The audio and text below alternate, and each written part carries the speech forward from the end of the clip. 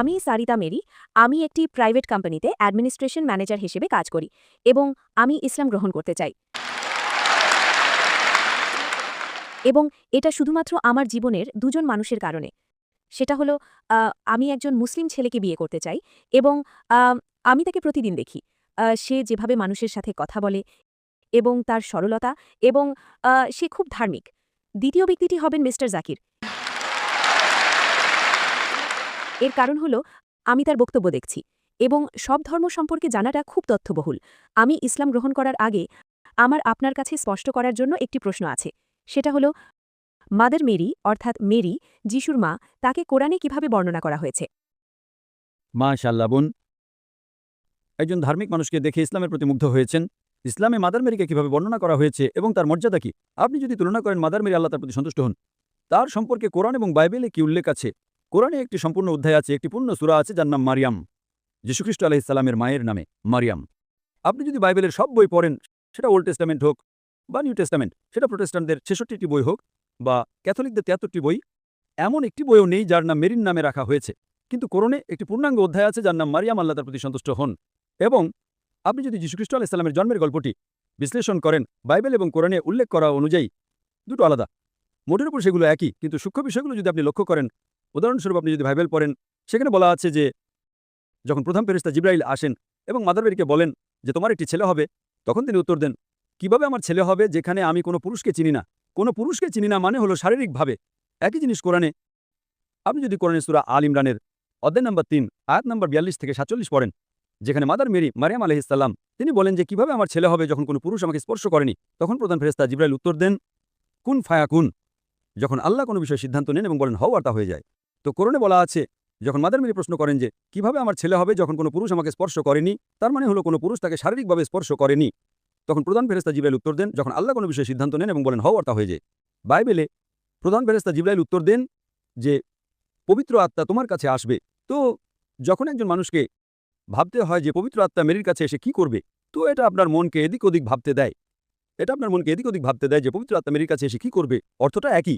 এর মানে হলো কোনো পুরুষের হস্তক্ষেপ ছাড়াই যীশুখ্রিস্ট আলাইহিসসালাম জন্মগ্রহণ করেছিলেন। কিন্তু কোরআন যেভাবে বর্ণনা করেছে তা বাইবেলের তুলনায় আরও অনেক বেশি মহিমান্বিত, আরও পবিত্র এবং আরও অনেক বেশি গ্রহণযোগ্য। তো আপনি যদি কোরআনে পড়েন, আল্লাহ সুবহানাহু ওয়া তাআলা সূরা আল ইমরানের ৩ নম্বর অধ্যায়ের ৪২ নম্বর আয়াতে বলেছেন, আল্লাহ বলেছেন যে ফেরেশতারা এসে বলেছিলেন যে আল্লাহ তোমাকে মনোনীত করেছেন মাদার মেরিকে এবং সারা বিশ্বের নারীদের উপরে তোমাকে মনোনীত করেছেন।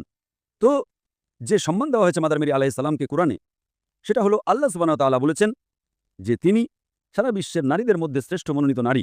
কল্পনা করেন, কোরআন আরবদের কাছে আরবি ভাষায় নাজিল হচ্ছে এবং সেই সময়ে আরব এবং ইহুদিদের মধ্যে সম্পর্ক ভালো ছিল না। কোরআন বলছে একজন ইহুদি নারী যীশুখ্রিস্ট আলাইহিস সালামের মা মাদার মেরিকে অন্য সব নারীদের উপরে মনোনীত নারী হিসেবে সম্মানিত করা হয়েছে।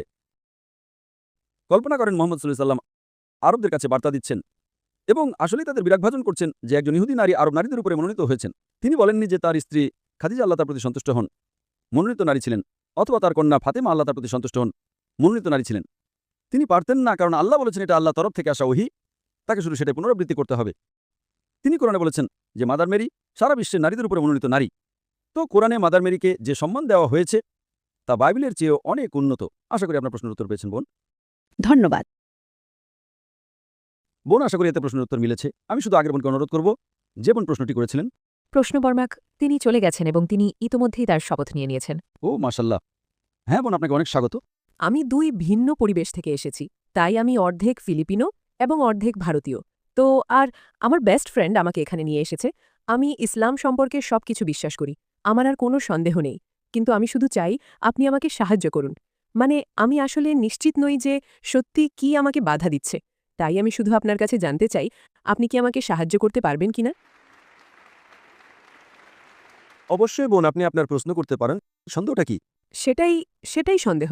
আমি জানি না সত্যি কি আমাকে বাধা দিচ্ছে। না, আপনি বলছেন যে আপনি ইসলাম পড়েছেন এবং আপনি ইসলামের সাথে একমত, কিন্তু এমন কিছু আছে যা নিয়ে সন্দেহ আছে। হ্যাঁ, এমন কিছু আছে যা আমাকে বাধা দিচ্ছে, কিন্তু আমি ঠিক জানি না, আমি সত্যিই জানি না।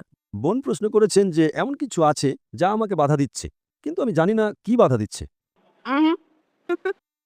বোন, আপনি যদি না জানেন যে কি বাধা দিচ্ছে, তাহলে সেই জানি নাটাকে থাকতে দিন।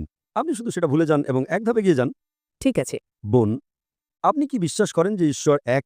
হ্যাঁ আমি বিশ্বাস করি। আপনি কি বিশ্বাস করেন যে মূর্তি পূজা নিষিদ্ধ? আমি বিশ্বাস করি। আপনি কি বিশ্বাস করেন যে যিশু আলাইহিসসালাম ঈশ্বর নন? হ্যাঁ আমি বিশ্বাস করি। আপনি বিশ্বাস করেন তিনি ঈশ্বর নন, আমি বিশ্বাস করি তিনি ঈশ্বর নন। কিন্তু তিনি ঈশ্বরের একজন বার্তাবাহক? হ্যাঁ। আপনি কি বিশ্বাস করেন নবী মোহাম্মদ ঈশ্বরের বার্তাবাহক? হ্যাঁ আমি করি। বোন, এই দুটি বিষয়, যা আল্লাহ ছাড়া কোনো উপাস্য নেই এবং নবী মোহাম্মদ সাল্লাহ সাল্লাম আল্লাহর বার্তাবাহক, এটাই আপনার এই স্কুলে প্রবেশের জন্য যথেষ্ট। যখন কেউ স্কুলে প্রবেশ করে তখন তাকে গ্র্যাজুয়েট হতে হয় না। সে প্রাথমিক বিষয়গুলো জানে, স্কুলে প্রবেশ করে এবং তারপর সে আরও শেখে।